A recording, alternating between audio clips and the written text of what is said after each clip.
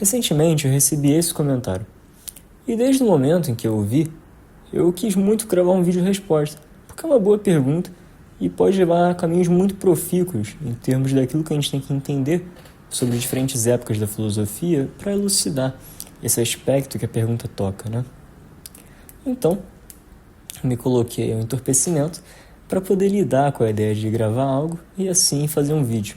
O grande problema é que essa ideia foi frustrada. Na minha resposta ao comentário, eu cito um diálogo platônico chamado Ion, que talvez de fato nos demonstre isso muito bem.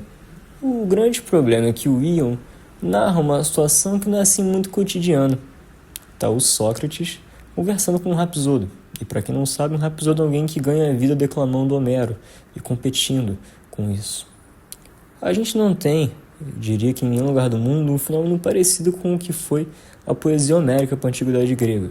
Então, comparar isso com a nossa cultura e colocar como a construção importa, talvez ficasse mais difícil. Então, eu estava numa situação que não é muito cotidiana, dias depois, jogando meu santo Borderlands 2 de todo dia. E quando eu jogo esse jogo, ele envolve muitas ações repetitivas, como grinding, farming e todos esses termos meio gamer. E eu realizo essas tarefas geralmente ouvindo um vídeo de fofoca. E nesse momento veio o insight. Caramba! O banquete de Platão é uma grande fofoca. Dito isso, a ideia para esse vídeo é relativamente simples. Eu gostaria de ler o banquete com vocês e em sequência comentar o texto.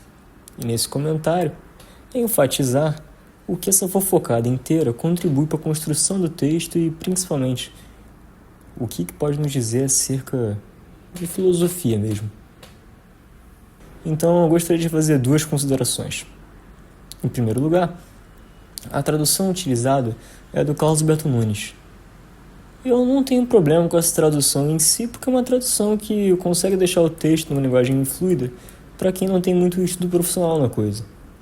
O problema é que, alguns anos atrás, eu tinha a sensação de que era uma tradução que prezava muito por certo aspecto literário da obra platônica, em detrimento, por assim dizer, dos aspectos formais da língua grega. Impressão essa que eu confirmei conversando com acadêmicos que se especializaram em Platão e língua grega, né?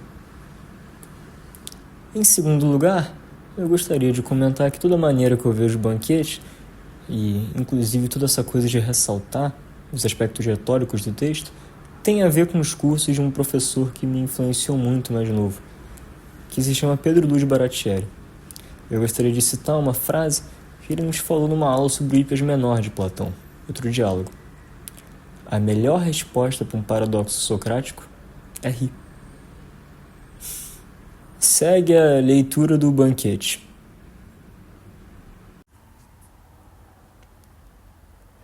Considero-me em condições de responder ao que me perguntaste.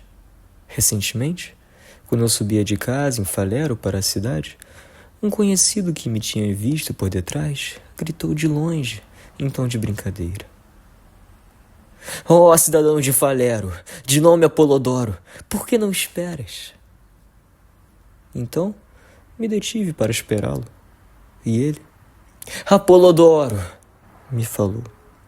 Andava à tua procura, porque desejo obter informações precisas a respeito da conversa de Agatão com Sócrates, Alcibíades e os demais convivas do banquete dado por ele, em que proferiram vários discursos sobre o amor.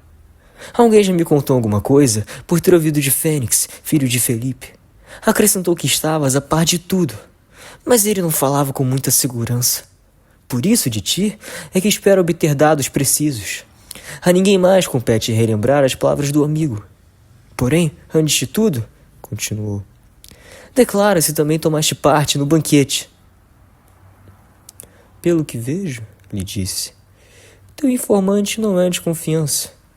Para imaginares que a reunião a que te referes foi tão recente que a ela eu pudesse ter comparecido. Era realmente o que eu pensava.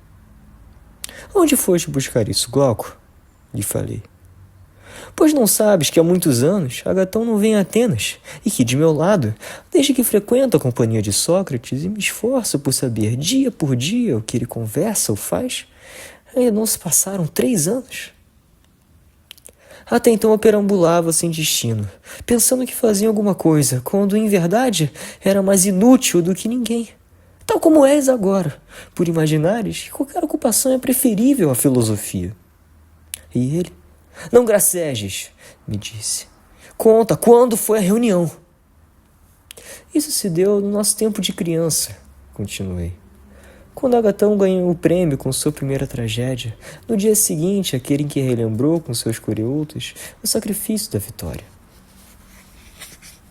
Realmente, me disse, faz bastante tempo. E de quem eu soubeste? Do próprio Sócrates? Não, por Zeus, lhe respondi. Da mesma pessoa que deu aquelas informações a Fênix, certo Aristodemo de Estadeneu, sujeito baixinho que sempre perambulava descalço. Tomou parte na reunião. Era um dos mais fervorosos admiradores de Sócrates, segundo creio. Não obstante, consultei o próprio Sócrates a respeito de vários pontos de sua narrativa, tendo ele confirmado tudo o que o outro me contara. Por que então não me repetes? Perguntou. O caminho daqui para a cidade parece feito para falarem e ouvirem os que os percorrem. Assim, fizemos todo o trajeto a conversar a este respeito. Razão de encontrar-me preparado, como disse no começo, para desenvolver o assunto. Por isso, se for preciso repetir-vos tudo aquilo, saberei dar conta do recado. Para ser franco, sempre me causa satisfação tratar de temas filosóficos ou ouvir alguém discorrer a esse respeito, independentemente do proveito que nos advém de semelhante prática. Outros discursos, pelo contrário, principalmente dos vossos comerciantes e gente de dinheiro, são por demais fastidiosos e me levam a piedar-me de vós outros, seus amigos, por pensardes que fazeis alguma coisa, quando em verdade nada fazeis. Mas sem dúvida vós também me considerais infeliz e imaginais que nesses pontos estáis certo. A diferença é que do meu lado eu não imagino apenas, tenho certeza. É sempre o mesmo, Apolodoro. Vives a desfazer em ti e nos outros, só parecendo que a não ser Sócrates, consideras todo mundo digno de piedade, a começar por ti. De onde te poderia ter vindo a alcunha de meigo, não saberei dizê-lo. O certo é que em todas as tuas falas não mudas nada. Nos ataques aos outros e a ti próprio, só poupas Sócrates. Ó varão dileitíssimo, eu pensar dessa maneira ao meu respeito e ao vosso, serei louco, perdi o juízo? Não vale a pena brigarmos por isso, Apolodoro. Porém, não deixes de fazer o que te pedimos. Repete-nos os discursos proferidos naquela ocasião. Estiveram presentes mais ou menos o seguinte. Não, é preferível expor tudo do começo, na mesma ordem que Aristodemo me contou. Essa passagem é o prólogo do banquete, ou melhor dizendo, o primeiro prólogo do banquete. E ela é interessante, porque ela tematiza tanto a situação dramática em que esse enredo se coloca, tanto quanto as implicações disso para o que Platão está querendo dizer que é o discurso filosófico aqui, né? A gente poderia dizer que tem 2 momentos nesse prólogo. Um primeiro, onde Apolodoro nos narra, em discurso indireto, aquilo que ele conversou com Glauco, o porquê ele pode contar essa história, ou seja, ele está se legitimando como narrador aí também. E um segundo momento, em discurso direto, onde a gente vê ele trocando falas com esse amigo dele, que está pedindo para ele contar essa história logo, e amigo esse que a gente nunca vai saber o nome.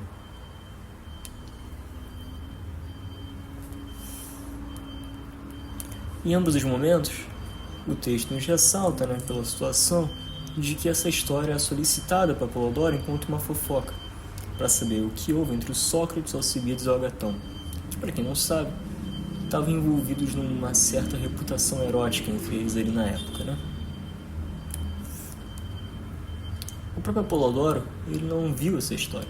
Chegou nele não como uma fofoca, mas como uma lenda.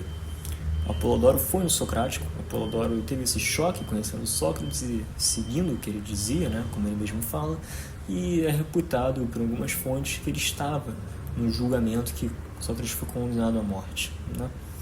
Então ele é alguém muito próximo desse discurso, alguém que aderiu a esse discurso, alguém que recebeu isso que a gente tem com a história do banquete como um testemunho da postura socrática com desejo nessas situações da vida política e cotidiana de Atenas, né? Mas ele vai contar isso com uma fofoca. Tanto a Glauco, que ele já contou aparentemente, um caminho para a cidade, tanto ao seu amigo, que agora o pede para falar de frente com uma plateia, da qual ele mesmo ataca no final.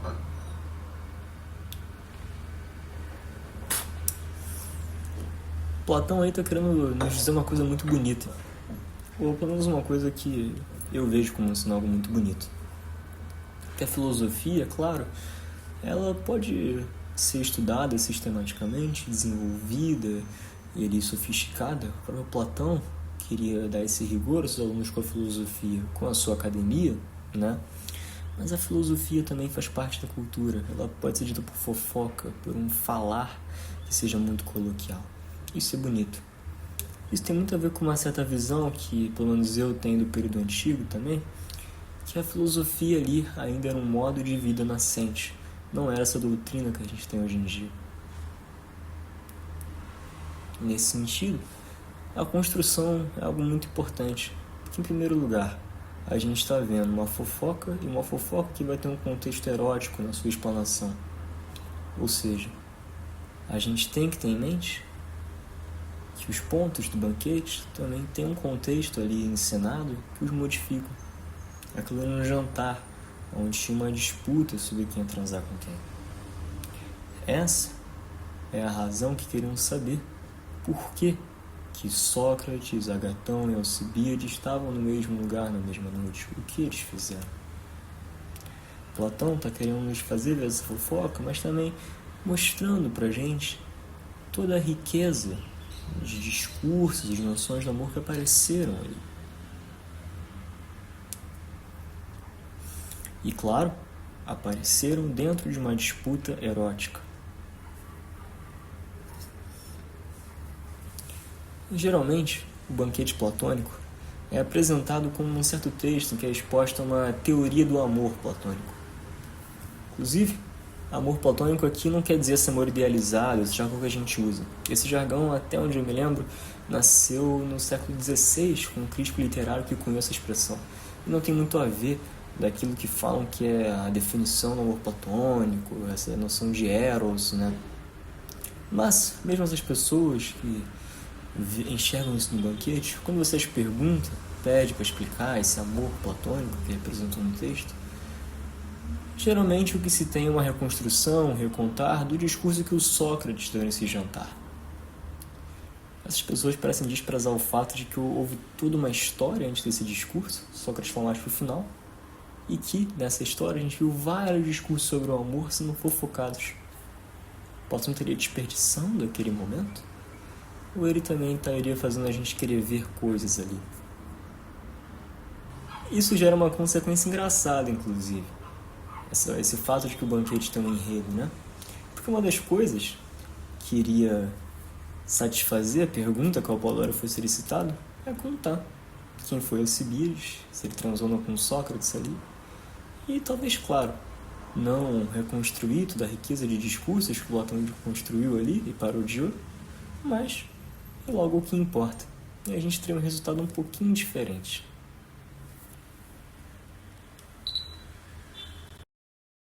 Sobre o desenvolvimento da Clara Dow, eu começo esse vídeo duas coisas. A primeira coisa que eu vou falar sobre mim, esse vídeo, assim, eu era uma seguidora da Clara Dow, então eu vou... Se você está em Atenas na Antiguidade Clássica, você com certeza vai falar desse sujeito aqui, porque tá todo mundo querendo saber sobre a vida sexual de Alcibíades. Eu vou aqui contar rapidamente o que está acontecendo e disclaimer, são muitas fontes sobre o tema.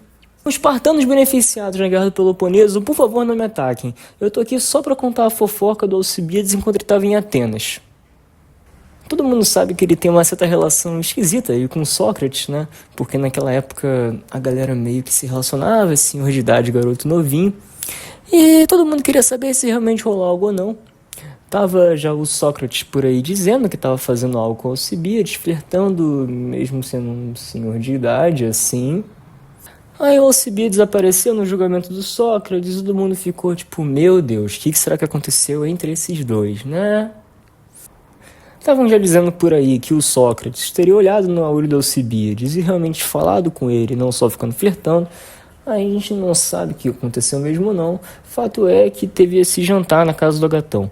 E todo mundo, na época, tava falando disso. Gente, eu lembro porque eu era cronicamente na Ágora, que tava todo mundo falando sobre isso. E, bem, a gente acabou ali sabendo que Alcibiades bebeu muito, invadiu aquela festa, né? E ele quis fazer uma pose de que não queria mais saber do Sócrates e tal. Acabou que, de fato, o Sócrates rejeitou ele.